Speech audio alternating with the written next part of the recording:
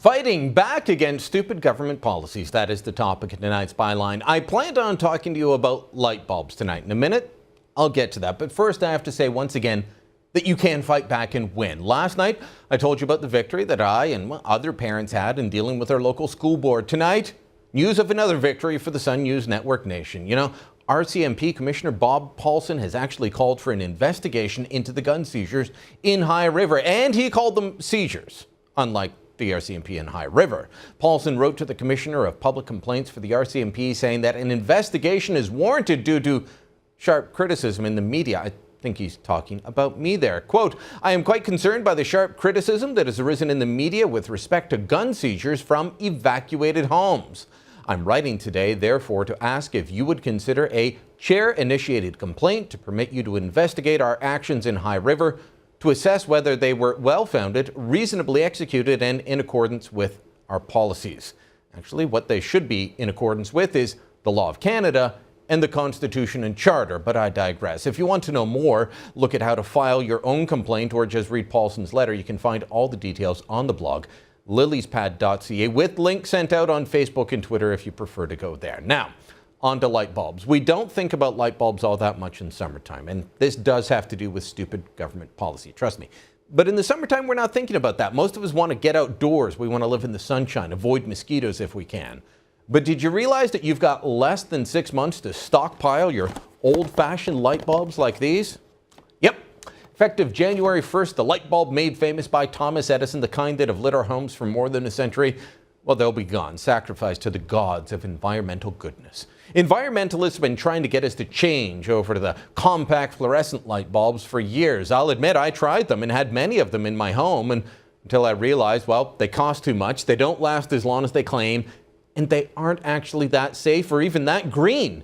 We've talked about the toxic twisties here on Byline before and the looming ban on real light bulbs.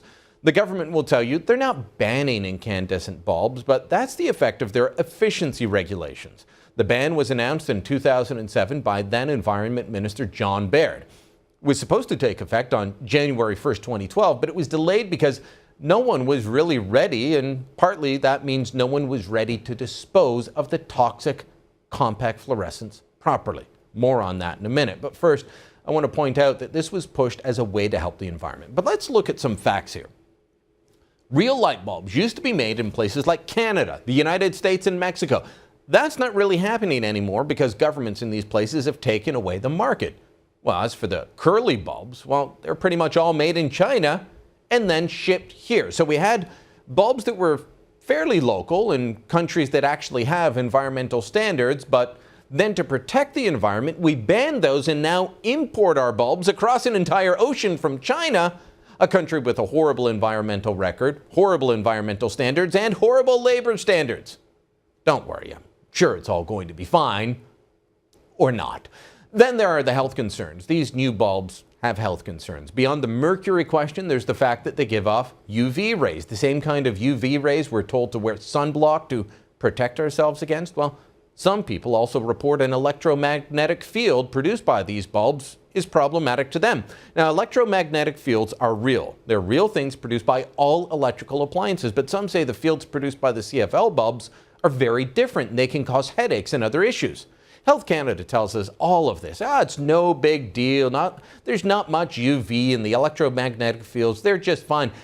But then they give us advice on using the bulb, such as keeping a safe distance, not using the lights at close distance for more than 3 hours. Here's some other advice they have out on their website. They tell you to buy CFLs that are marked low UV. But don't worry, there's no UV problem. They also say buy CFLs that have a glass cover already added that will help further filter out UV radiation that they just told us wasn't a problem. They say use additional glass, plastic, or fabric materials in your lighting fixtures to act as UV filters. For UV, they said, wasn't a problem. They tell us to increase the distance that you are from the CFL, and this will reduce your level of UV exposure, which I thought they said wasn't a problem.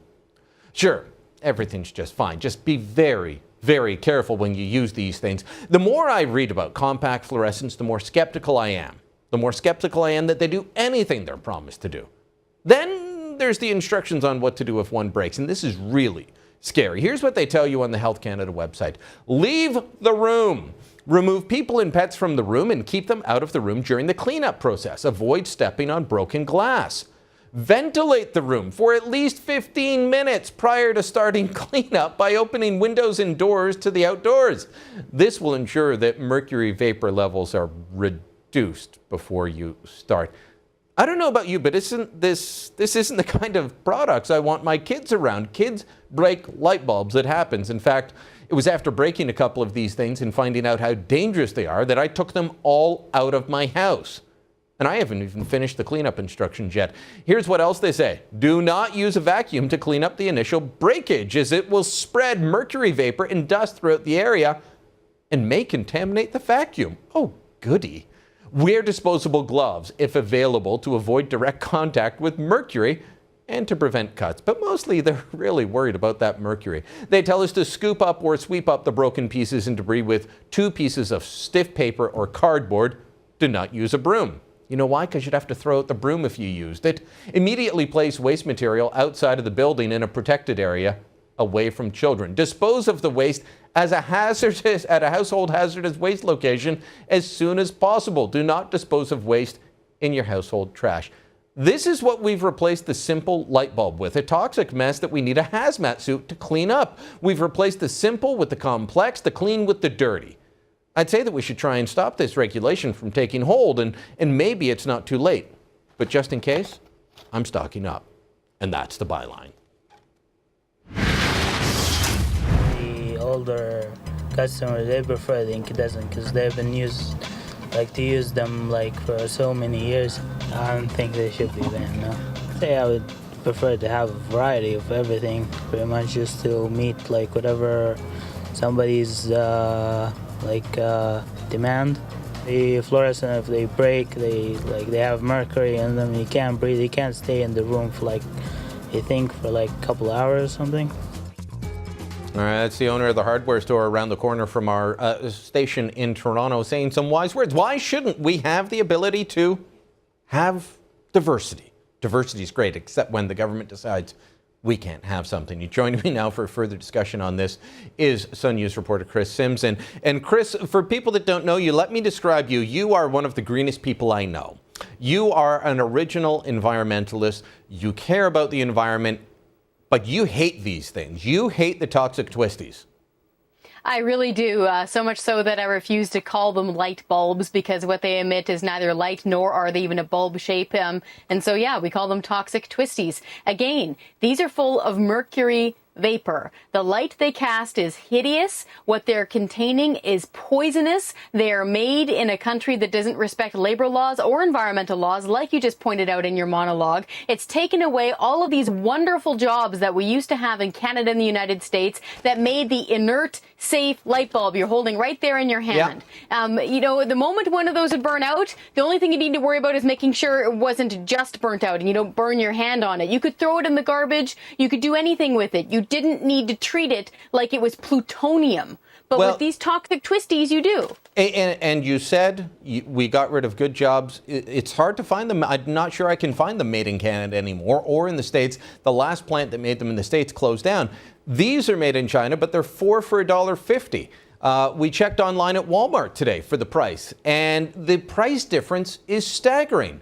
You can get a 2-pack of real light bulbs for $1.87 or a 2-pack of the toxic twisties for $9.46. I'm sorry, I'm not going to get that money back because they don't last as long as they claim. They simply do not. These, by the way, were made in China, but I did buy some at a hardware store this morning, and it was $3 for a 4-pack of the long lasting. So, yes. And those were made in Mexico. So it's much more affordable for families as well.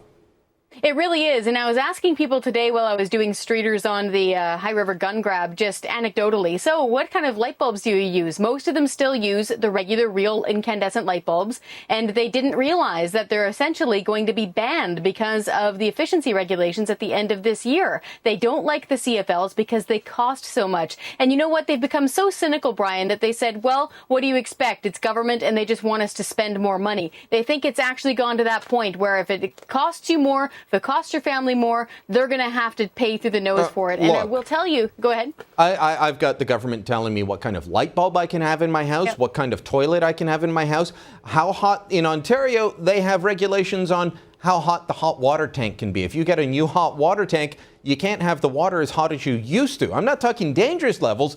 They have regulators on them to make sure that you can't have a hot shower. So no, I am not a serf. I am not a tenant in my own home. I will have what I bloody well please in my own home, and they can stuff their environmental regulations. I don't care if I have to stock up, but I think we may be able to beat this back because I'm high on a couple of wins. We had the school board win I was talking about last night, and the police calling for an investigation in the High River. Do you think this could be beat back, Chris?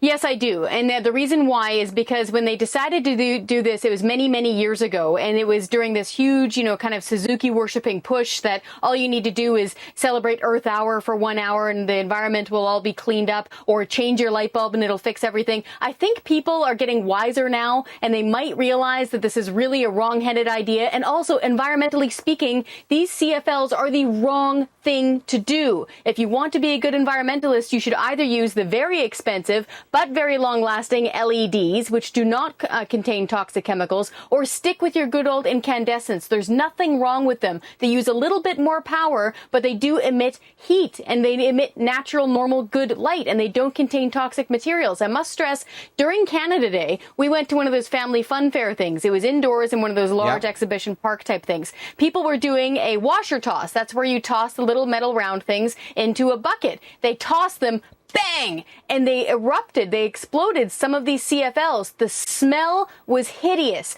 Poison filled the room. But nobody knew that that was a problem. They wandered over there with their broom, swept it up, kids running around. And so there's kids running around.